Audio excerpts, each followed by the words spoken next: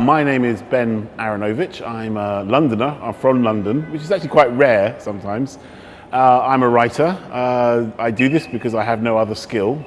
So I basically had to become a writer because it was that or starve, essentially. And you can probably see from my stature that starving was not an option. I write a series of supernatural thrillers called The Rivers of London books. Before that, I did television. I had a short but quite successful television career. I wrote for Doctor Who, a series called Casualty, and a lot of stuff that never got made, which is what happens when you work in television.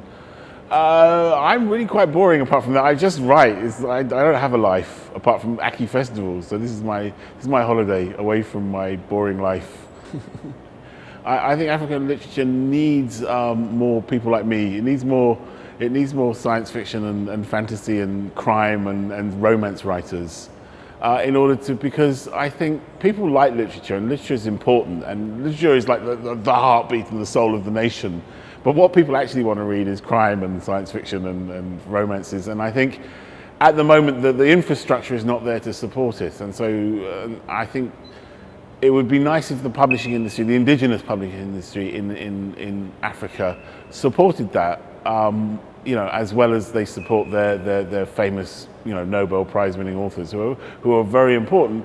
But I think I've read maybe 3 Booker Prize winners in my life. Mostly I've read trash science fiction all my life, and I think you can't tell me that in the whole of Lagos there isn't like at least a couple of million mad science fiction readers who really want to read about Nigerian spacemen, essentially, rather than European spacemen. So I think there's a market for it, and I think it would be interesting for those kind of books. And but I see that coming. It's already started, mainly because of electronic publishing. And now everyone has a phone, you can electronic publish, so people can publish and earn money directly rather than having to go through gatekeepers. And I think that's kind of opening it up slightly. So I'm really optimistic. I'm ridiculously optimistic about Africa and the future of Africa. Well, oh God. I like Lola's because I have to say that. Otherwise she'll beat me. I like, but especially if she can do an audio version, because it's very interesting. Because I was reading Lola's book and I started reading it and I was reading it wrong, and then I saw her perform part of it at a reading, and I suddenly went, oh my God, the voices in my head were all wrong for these characters, and so I've had to go back and start reading it again with the new characters, and so for me it's ones where I can hear the voices. I think are my favourite. So like Lola's, I'm a bit of a classicist. I was brought up on Things Fall Apart and Ngugi wa Thiong'o and people like that, although they were very depressing. I remember them being very depressing books, because especially in Ngugi wa Thiong'o, where you get to know these lovely characters and their hopes, their dreams, and then it all ends really badly, the end, and that used to depress me quite a lot. The thing is about the Aki Festival is there is just so much going on, and all of it is interesting. You find yourself going through your thing, wishing you could split yourself into 2 people. One could go down to the cinema hall, one could go up to the chat room, and then you could listen to both of them, and then maybe have coffee and compare notes with yourself. I really like Mona's claim, the thing that she was going to try and talk about vaginas as much as possible. That was in the politics one, the narrative of politics. That was fascinating. Very big crowd, very, very rowdy, kind of very engaged. That was really nice to see. There was a good one on speculative fiction, the role of speculative fiction in African literature.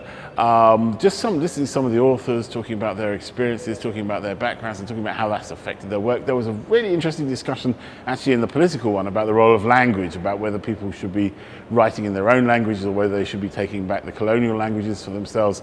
Those were really interesting questions. Last year we had a really good panel on crime. I'm hoping there's another panel coming up which I will be sitting tonight, this afternoon, that I will be watching intently. One on satire that I'm really excited about because I like satire. And then there's just the opportunity to meet people who read, to meet people who write, to meet people who talk about people who are reading and writing. And I have a feeling this is going to end up, we'll look back and say we were there when the Aki Festival was quite small. When Aki is known for this festival, when it's like Edinburgh, people will say, oh, I went to Edinburgh. You won't have to explain what you said. Oh, I went to Aki. and everyone will go, oh, Aki, famous literary festival. And everyone will be knocking on the door going, we want to come to the Aki festival. And we will all go, ha, we were there. We were there when it was small. So there, we want badges.